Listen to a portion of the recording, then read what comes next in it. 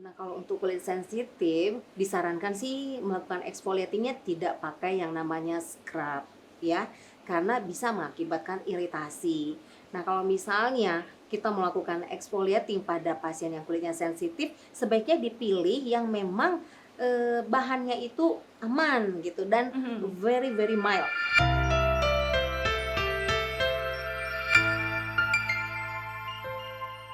Halo semuanya, perkenalkan nama aku Maria Mary. Aku akan jadi host di podcast kali ini. Tentunya aku nggak sendiri, aku ditemani dengan Dokter Imelda. Boleh perkenalkan dirinya, kesibukan, latar belakangnya, Dok? Halo Maria, terima kasih saya udah diundang kembali di acara podcastnya oleh Maria. Ya, saya dengan Dokter Imelda dari IMBC Skincare. Selama ini saya berpraktek di bidang estetika. Ya, kita prakteknya di Galaxy dan produk-produk yang kita gunakan itu brandnya tuh IMBC Skincare, Maria. Iya. Baik. Mm-mm. Oke, topik yang mau kita bahas kali ini adalah mengenai kulit sensitif. Langsung Mm-mm. aja ya, Dok. Kira-kira tuh penyebab kulit sensitif itu faktor dari genetika bukan? Benar, faktor genetik mendukung terjadinya proses kulit sensitif gitu.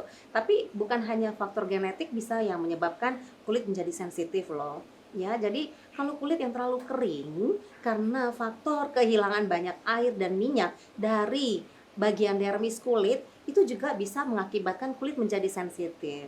Jadi Gitu. kalau misalnya kita pakai kertas minyak gitu, Dok, buat ngilangin Iya. minyak itu sebenarnya bagus atau enggak sih? Oh, itu nggak masalah, bisa-bisa aja. Tapi problem minyak itu kan dari dalam ya. Mhm. Kalau yang di luar yang dibersihkan dengan kertas minyak itu kan hanya mengangkat yang ada di permukaan Oh, jadi gitu. nggak masalah ya, karena Nggak nggak masalah. di dalam permukaannya. Iya. Iya. Baik, bahan kandungan skincare yang harus dihindari itu kira-kira apa ya, Dok? Untuk kulit sensitif nih Mhm. maksudnya. Iya. Nah, kalau untuk kulit sensitif kita kembali tadi ke problem kulit sensitif itu kan artinya yang pertama kulitnya cenderung kering. Nah, kita upayakan agar semua produk yang sifatnya membuat kulitnya menjadi sangat kering harus kita hindari, yaitu produk-produk yang sifatnya exfoliating gitu. Bisakah di exfoliating juga dilakukan pengelupasan pada kulit sensitif? Bisa-bisa aja, tapi tetap dengan memperhatikan moisturizing atau kelembapan kulitnya. Jadi tidak mengakibatkan iritasi atau merah atau gatel atau terlalu kering pada kulit sensitif. Jadi poin utamanya kulit sensitif ini ya kita harus jaga kelembapan alaminya gitu. Oh. Mm-mm. Oke, bener gak sih, Dok, kalau pemilik kulit sensitif itu tuh nggak boleh facial?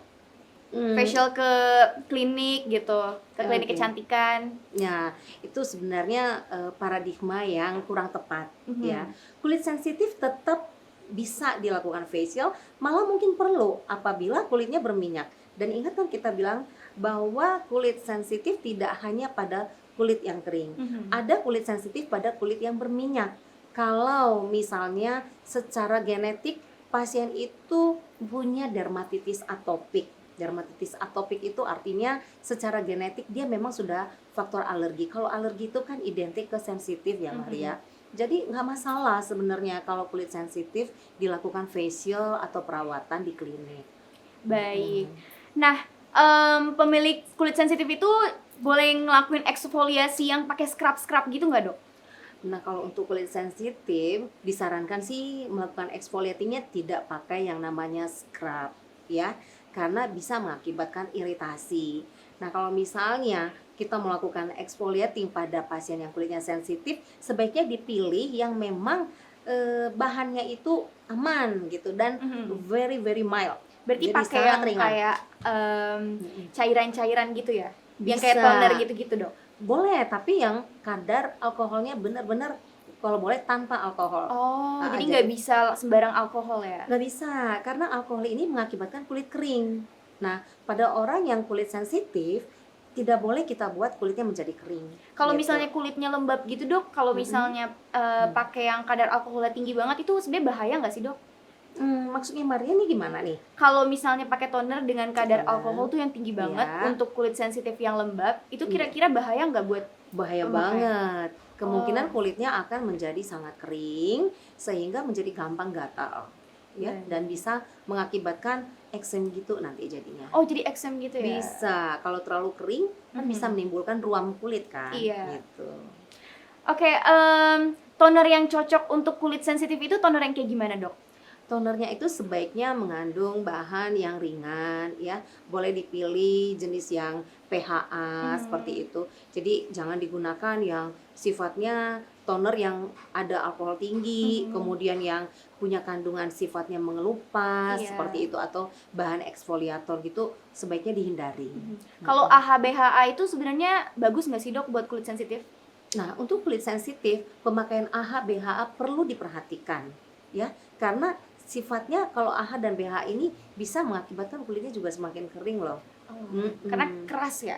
Ya, tergantung konsentrasinya sih Oh, sebenarnya. tergantung konsentrasi. Kadang-kadang kita berikan, tapi memang harus tetap di bawah pemantauan oleh dokter.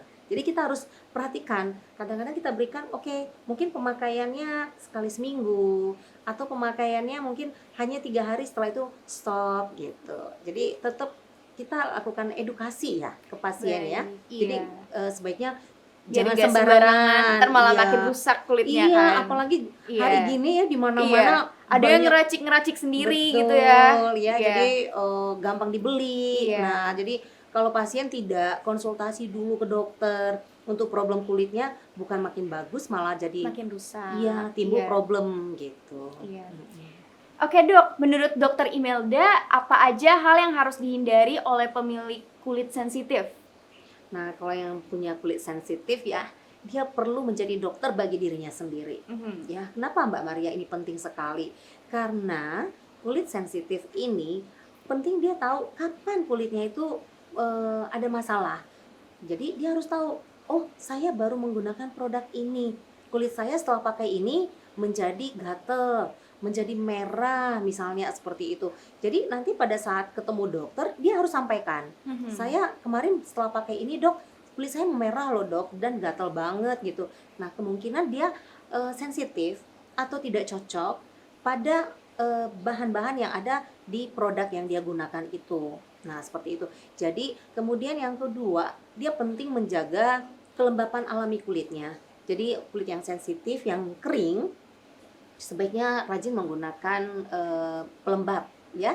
Dan kalau kulitnya berminyak, tinggal pilih aja yang pelembabnya itu memang water base gitu loh. Jangan yang oil base Iya. lagi ya, supaya kelembapannya tetap terjaga tapi kulitnya tidak menjadi semakin berminyak, sehingga Iya. mencegah jangan sampai muncul jerawat ya. Karena kan orang banyak menganggap kulit saya berminyak, Iya. saya nggak mau pakai pelembab Iya, gitu. iya. Padahal itu dua Karena hal yang takut berbeda. makin berminyak gitu. Bener, padahal kan kita tinggal pilih yang water base Iya, gitu. bener. Nah dok, pertanyaan terakhir nih, ini banyak banget yang bilang jadi apa namanya topik yang paling hot lah di kalangan anak-anak muda. Katanya kalau ke dokter nih, katanya pada bilangnya kalau misalnya ke dokter pakai skincare dari dokter bisa ketergantungan, bahkan bisa nggak cocok, jadi kayak jerawatan segala macam. Nah pendapat dokter untuk hal itu apa? Nah, jadi ini memang sudah pertanyaan yang umum ditanyakan oleh semua pasien yang ingin mendapatkan perawatan ya. Kita perlu edukasi aja sih sebenarnya. Jadi saya mau tanya Maria nih. Waktu kecil Maria kan pasti nggak penting banget saya cuci muka. Iya. Waktu SD mungkin pulang sekolah udah tidur Pakai air aja gitu. Iya, nggak masalah kan. Tapi setelah dekade, maksudnya setelah SMA, kok kayaknya perlu cuci muka pakai sabun ya gitu.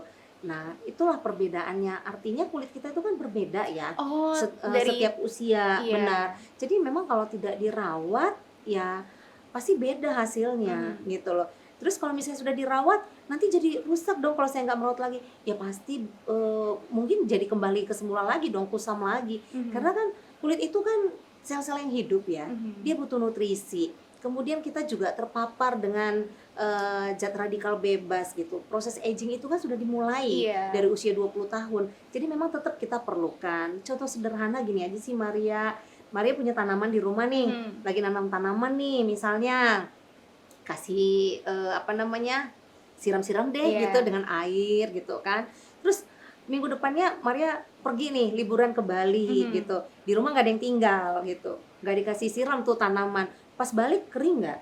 kering. Iya, kering. Nah, jadi kan artinya dia kan butuh nutrisi. Iya. butuh makanan gitu loh, sama. Jadi wajah itu sepanjang kita pengen bagus ya memang kudu harus dirawat gitu loh. Kalau tadi pertanyaan Maria lagi, nanti kalau misalnya saya habis dirawat terus setelah itu nggak dirawat tiba-tiba, istilah sekarang orang udah paham ya, kalau dulu dokter yang tahu purging gitu. Iya, Tapi kalau purging. sekarang karena udah ini ya media ya, jadi orang awam juga udah paham purging gitu loh. Iya. Nah itu Purging sebenarnya itu bakal selalu ada ya, Dok? kemungkinan, karena kemungkinan dia itu sebenarnya kandungan skincare yang dia gunakan ini loh, yang mungkin menggunakan bahan-bahan yang memang ya sebenarnya boleh digunakan, tapi harus di bawah pengawasan dokter gitu loh. Cuma sekarang ini kan orang beli-beli sembarang Iya. tanpa konsultasi dulu. Nah ini kita bedanya loh Iya. Maria di IMBC Skincare. Apa Kita itu, tuh? nah kalau pasien mau beli produk kita nih, kita itu semua pasiennya boleh konsultasi langsung ke dokter. Kalau jauh kita lakukan konsultasi online I gitu see. loh. Jadi kita evaluasi semua produk yang dia gunakan sebelumnya, kapan dia harus berhentikan, bagaimana cara Oh, dia dievaluasi produk-produknya juga ya, Dok? benar. Jadi apa yang dia gunakan sebelumnya, kita juga harus evaluasi I gitu. Baik, terima kasih, Dok. Nah, that's the end of our session. Terima kasih Dokter Imelda Terima sudah kasih menyempatkan juga. waktunya untuk ngobrol-ngobrol bareng aku tentang kulit sensitif. Semoga buat orang-orang yang nonton ini bakal punya pengetahuan yang lebih lagi nih soal kulit-kulit sensitif, soal skincare yang nggak perlu dipakai dan yang harus dilakuin. Nah, jangan lupa di like, comment, dan subscribe. Sekian dari aku dan Dokter Imelda. Sampai jumpa di next episode. Dah. Dah.